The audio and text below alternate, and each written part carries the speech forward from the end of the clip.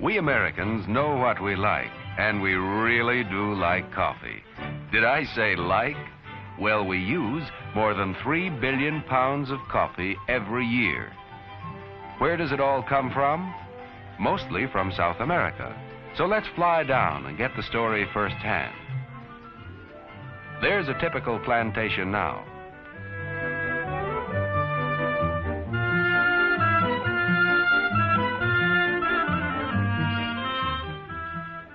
Many of the remote villages depend upon the plantations for their existence. Life is pretty much the same as it has been for generations. Today, of course, each village has its own schoolhouse, and the standard of living is immeasurably higher with increased knowledge. Naturally, the education of its youngsters includes learning all about coffee at an early age. They learn that coffee begins with a little plant or tree.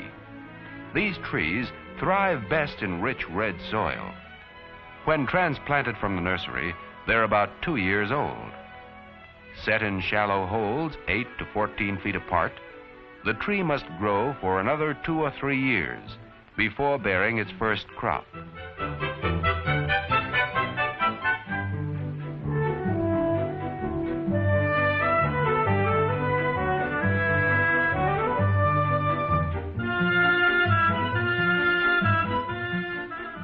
Brazil alone has more than 1 million square miles of coffee country, an area larger than all the United States east of the Mississippi.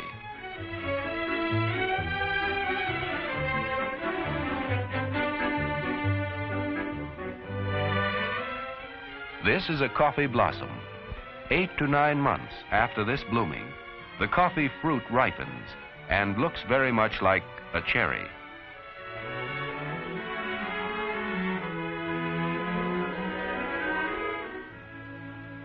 Picked by skilled workers who know just when the ripe berries should be plucked, the average tree bears enough coffee beans to make about 1 pound of roasted coffee a year.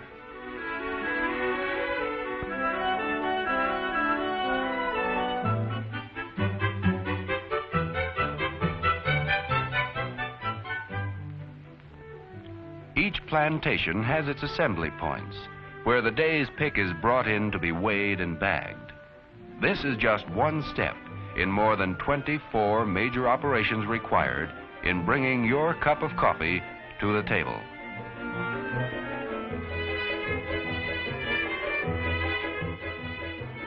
The berries must go through a crushing and washing process, which takes place on the plantation.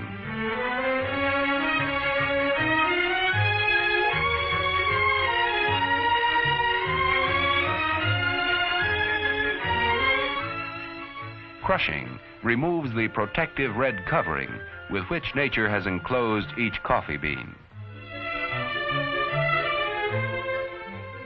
Then they are washed.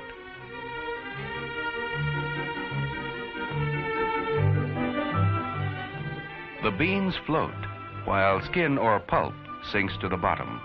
Providing adequate water facilities on a tropical plantation is a necessary and costly requisite in producing high-quality coffee.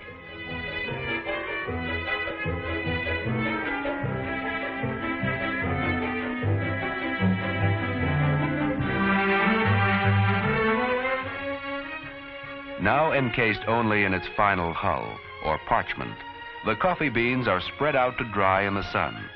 This takes from 8 to 10 days. Men must rake and turn the beans so that they all will dry evenly. Then, packed in bags, the dried green coffee is ready to be sent into the city.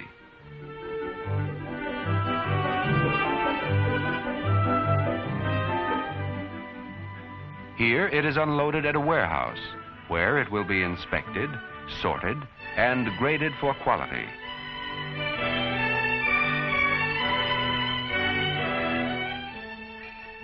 This initial grading is one of the most important operations in the selection of coffee. Today, mechanical methods are so perfected that coffee is sorted by machines with great precision.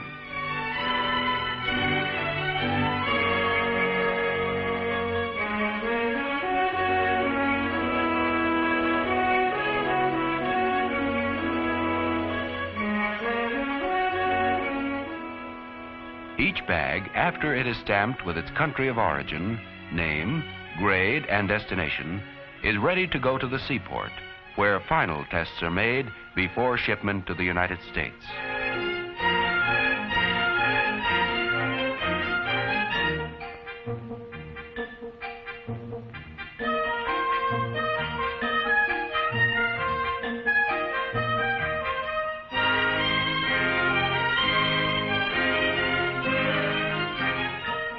Using an instrument like an apple corer, a checker stabs each bag and withdraws a sample for testing.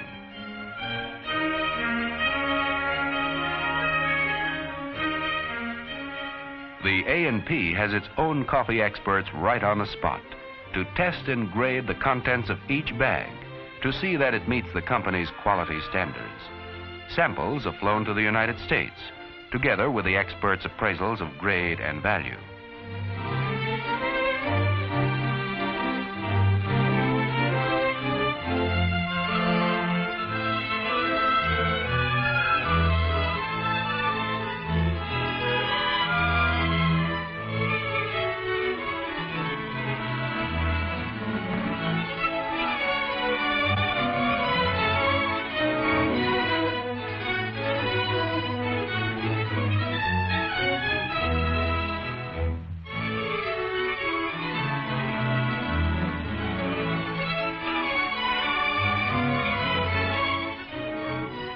Testing also includes roasting samples of the green coffee and actually taste testing it for strength and flavor.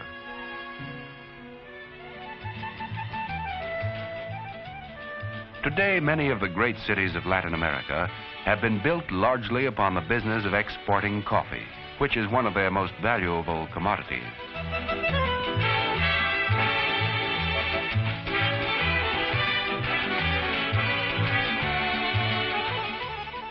The people are modern, up-to-date, and eager to trade with their good neighbors to the north.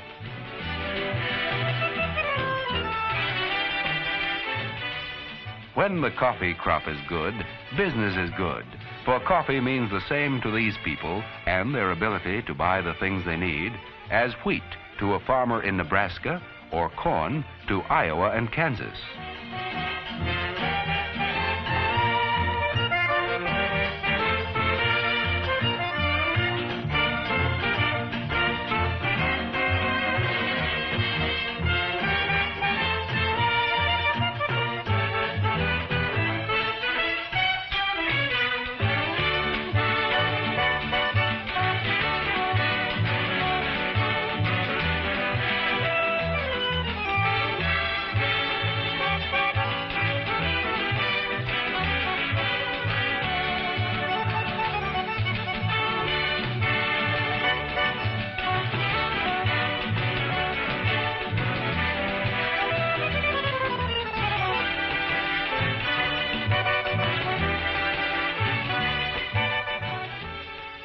While its miles of beautiful beaches and modern cities lure thousands of people to Latin America, nothing intrigues the tourist more than a visit to the waterfront to watch the ships loading coffee for shipment to the United States.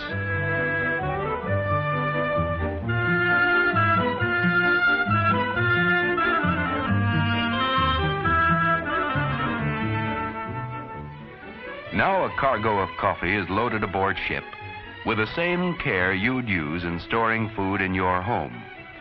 You know, some foods must be kept dry.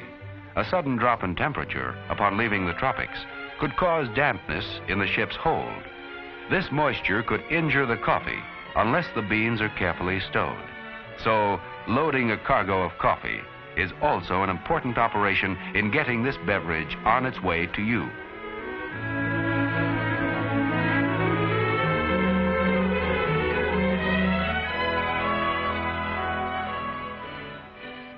New York, New Orleans, and San Francisco are the principal ports through which coffee arrives in the United States.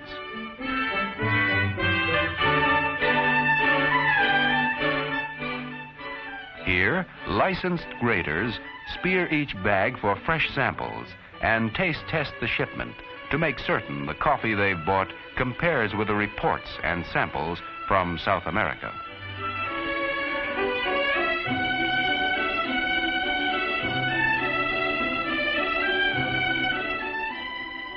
Based upon the findings of these experts, one coffee is mixed in the blending machine with another to produce the bouquet, the aroma, the flavor desired.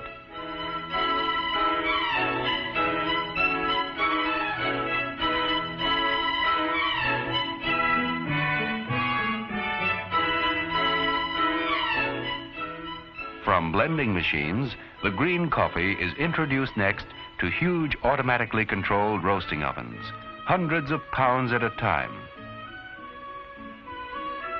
Done to a turn, cascades of precisely roasted beans are released at just the right moment, ready to be freshly sealed into packages the very same day.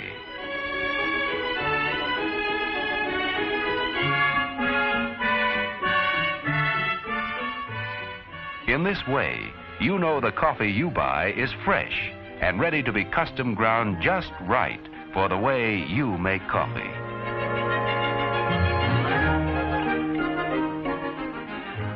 Yes, we North Americans really do like coffee. We drink around 120 billion cups a year.